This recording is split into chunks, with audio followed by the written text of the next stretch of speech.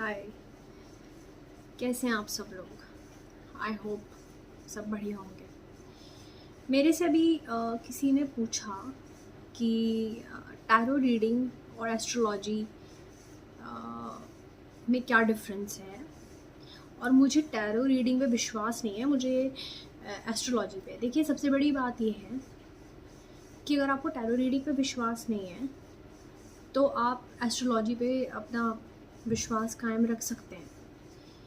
लेकिन what is basically tarot reading is कि जैसे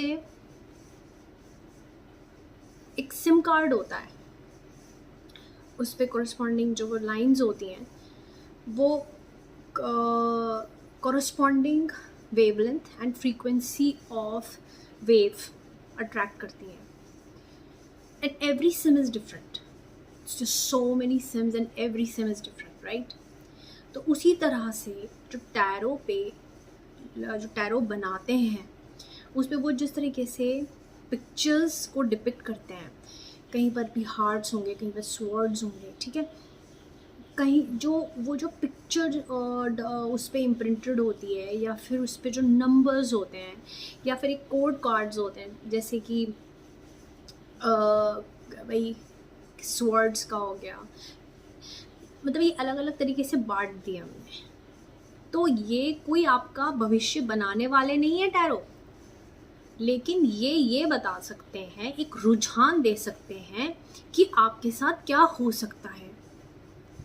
ना तो एस्ट्रोलॉजी ना टैरो कोई भी ईश्वर के नियम का या जो भी होने वाला है उसको प्रिडिक्ट नहीं कर सकती। You can never ever understand the game of God. Always remember this thing, he is almighty.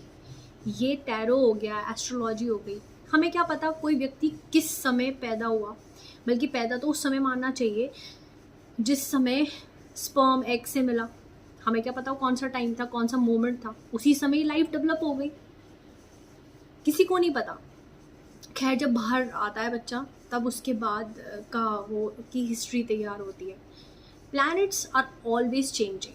Planets को ये नहीं है कि आज their place is always changing, as in they keep on moving. Don't you know कि planets move around the sun? ये सबको पता है ना। तो when there always moving sometimes they would be retrograde. तो इसका असर इंसान पे पड़ता है, बिल्कुल पड़ता है, in the form of race.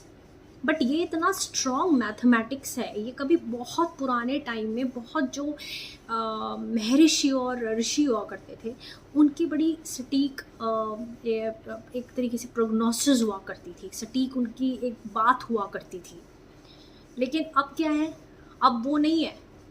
अब तो ये है कि तुरंत से ऑनलाइन डाटाबेस से डाउनलोड किया, सारी जन्मपत्री को खचाखच बताया कि भाई ये रेट्रोग्रेड है, ये से एस्पेक्ट कर रहा है, 4-5 प्रोटोकॉल्स पे आपने एस्ट्रोलॉजी के बारे में बताया। एंड इट्स गुड, क्योंकि एस्ट्रोलॉजी भी एक आर्ट है।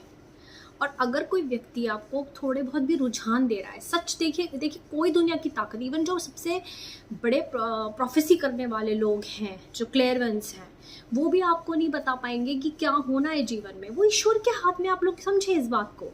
ना ही टैरो फ्यूचर को आपके चेंज कर सकता। अब मैं कार्ड निकालूं और मैं बोलूँ नहीं अब आपका फ्यूचर तो ऐसा है, और मैं आपको रेमेडी बता देती हूँ। No remedy can change. जो होना है वो होना है, और वो होना है हमें नहीं पता, बस ये। और वो कार्ड्स में भी जो आ रहा है वो भी ज़रूरी नहीं है कि आपकी लाइफ में घटित ही हो, लेकिन ईश्वर ने इस तरीके की कुछ व्यक्ति बनाए जिनको चैनल्स बोलते हैं, जो लोग एनर्जी से बहुत ससेप्टेबल होते हैं, यूनिवर्सल एनर्जी से, क्योंकि ईश्वर भी चाहते हैं कि मेरे अस्तित्व को जानो। तो उससे ना जो लोग इंट्यूटिव होते हैं, यानी कि जो आगे जो ना महसूस कर लेते हैं, एनर्जीज को लेके सेंसिटिव होते हैं, वो थोड़ा सा अपने इंट्यूशन के आधार पर कार्ड रीड करते हैं, ना कि जो कार्ड्स के बारे में बिल्कुल लिटरली पढ़ाया जाता है, वो तो है ही है, लेकिन उसके साथ साथ इंट्यूशन किसी की कितनी रिफाइंड है, उसके आधार पर वो व्यक्ति बता पाता है कि भाई अब क्या हो सकता है, क्या हो सकता है, ये नहीं कि क्या होगा।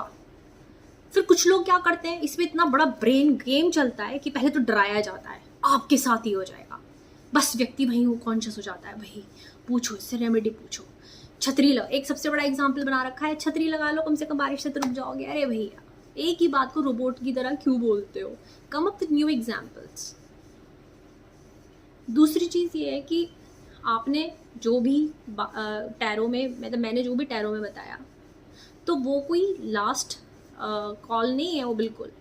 You can always change it by your free will. Tarot work करता है आपकी मैनिफेस्टेशन पावर पे। तो इसीलिए एस्ट्रोलॉजी और टैरो दोनों डिफरेंट हैं। टैरो आपकी सेंसिटिविटी, जैसे नफ्स पकड़ ली, वो इस तरीके से नफ्स को पकड़ता है, और एस्ट्रोलॉजी प्लैनेट्स के मूवमेंट्स को एनालाइज करके एस्पेक्ट्स के हिसाब से, और कितनी डिग्री पे क्या है, उससे क्या इफेक्ट होता है, एक बुक्स में लिखा होता है कि तब क्या होगा तब क्या होगा। वहाँ भी किसी व्यक्ति का इंट्यूशन ही वर्क करेगा, पर डिपेंड करता है व्यक्ति के इंट्यूशन पे और आप कितना मानते हैं।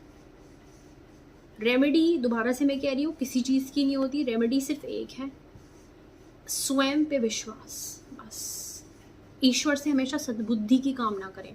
ईश्वर मुझे बुद्धि दो, मुझे बुद्धि दो। आप क्या कहते हैं, मेरा बॉयफ्रेंड आ जाए, मेरी गर्लफ्रेंड आ जाए। भाई जो लिखा है वो है।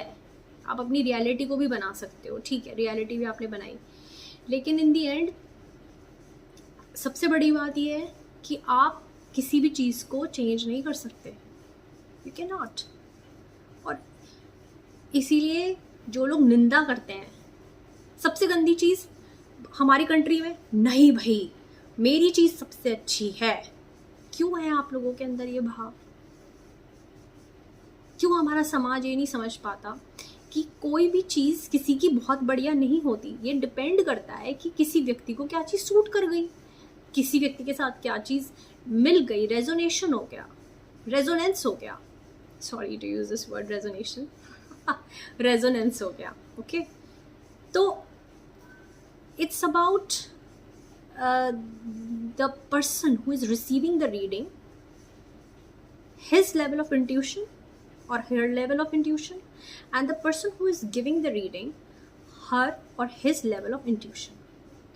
मैं क्या देखती हूँ, मैं एस्ट्रोटॉक, एस्ट्रोबिक्स, इन सब पे बात करती हूँ। भाई एक तो रूड इतना बोलते हैं, उसके बाद 5 मिनट के इतने रुपए, 1 मिनट के, 1 मिनट के इतने रुपए, 1 मिनट के इतने रुपए। भाई आदमी रिचार्ज कराता कराते ही थक जाता है। भाई पैसे पीने के लिए हो क्या आदमी? क्वेश्चन, और क्वेश्चन में भी पहले ये बताएंगे कि वो उसे एस्पेक्ट कर रहा है, वो उसे एस्पेक्ट कर रहा है, क्वेश्चन का जवाब नहीं देंगे आपके, और वो जितने टाइम का आपने लिया है, चार्ज करवाया है, वो ख़त्म बहुत जल्दी। तो ये बड़ा एक स्कैम है ये सब तरफ से। तो ये उधर इधर इधर हम सब वही लोग जाते हैं जो मन से कमज़ोर हो जाते हैं। स्ट्रॉन्ग माइंडेड लोगों को कभी भी इन चीज़ों के ऊपर वो अपने ऊपर वो इन चीज़ों के ऊपर डिपेंडेंस डेवलप नहीं करते। डिपेंडेंस, निर्भरता, वो मजबूती से अपनी किस्मत को अपने आप बनाते हैं। बहुत लोग ये कहते हैं किस्मत में लिखा होगा तो ही किस्मत अपने आप बनाओगे, यही मान लीजिए, ठीक है। तो मैं आपसे बस इतना ही कहूँगी कि tarot is interpretation, is basically interpretation of the images, of the feel of the numbers, of the feel of the question. जो क्वेश्चन पूछा गया है उसके साथ, जो क्वेश्चन पूछा गया उसके साथ नंबर्स का, और जो उनका अर्थ है, जैसे क्वीन ऑफ पेंटिकल्स है, क्वीन ऑफ कप्स है, उनका मैच डेवलप करना उसी के अनुरूप।